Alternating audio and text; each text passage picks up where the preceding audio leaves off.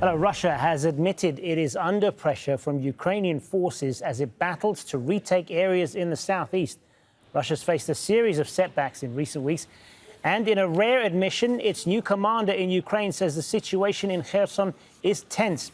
Russia's preparing to evacuate some civilians from the region. The situation in the Kherson area is not simple. The enemy is intentionally hitting economic, social, industrial infrastructure and residential buildings in Kherson. Our priority will be to save the lives of civilians and our military. We will act consciously in a timely manner, and we will not exclude making difficult decisions. Well, Mohammad Jamjoom is live for us now in Kiev. So, Mohammad, first of all, what more do we know at the moment about the situation in Kherson?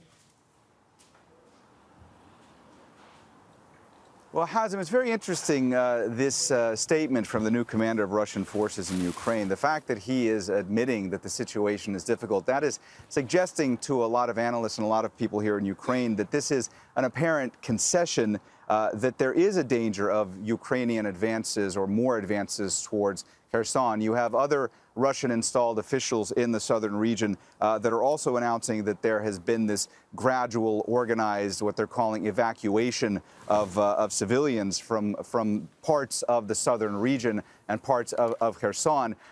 You also have not had any confirmation from the Ukrainian military command as to what's happening in Kherson. Now, this is effectively a blackout on their military operations in the south.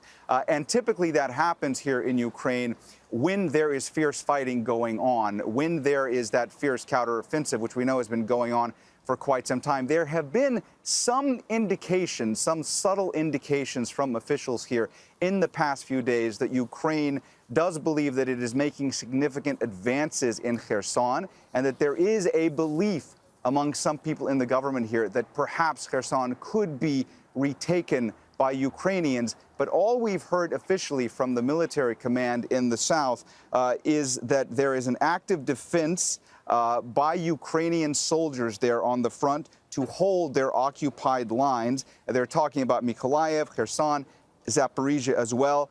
They have stated, the Ukrainian Southern Military Command has stated that the Russians are continuing to inflict damage on our troops using aviation, artillery, and rockets. And they've also said that Russian ammunition depots, tanks, and armored vehicles have been destroyed by the Ukrainian military. Hazem? And Mohammed, what are we hearing about the efforts by Ukrainians to repair those damaged power plants? How's that going? Well, Hazem, what we've heard from officials is that those repairs are ongoing, but this is coming at a time when it is getting colder here because winter is approaching. So the fact that you've had a third of the power structure in this country either damaged or destroyed since October 10th, that is causing officials to warn people here that even though the grid is being repaired every day when more damage is being inflicted, they are concerned that things could get worse. I'll give you an example. Yesterday, you had 3 missile strikes hit power facilities in the Desnyansky district of Kyiv. That's to the east of the capital.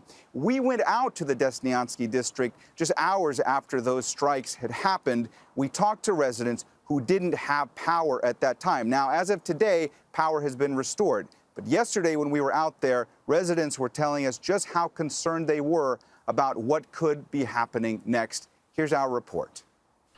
A barrage of missile strikes across Ukraine, hitting critical infrastructure the second day the country's power grid has come under attack. Like at this plant in Dnipro, and this one in Zhytomyr.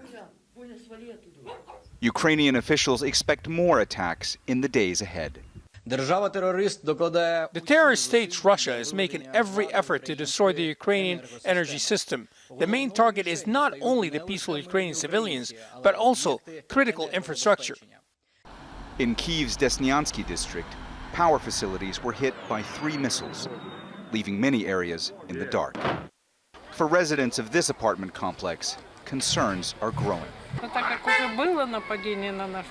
They have done the same again. Last Monday and today, they attacked us again. And it wasn't just the electricity they worried about. Water wasn't flowing either. 63-year-old Valentina has lived in this neighborhood for 30 years, and she's upset. This time they hit the factory. As a conclusion, we have no electricity and no hot water, and children cannot study at home or at school. This is very painful for our children and grandchildren.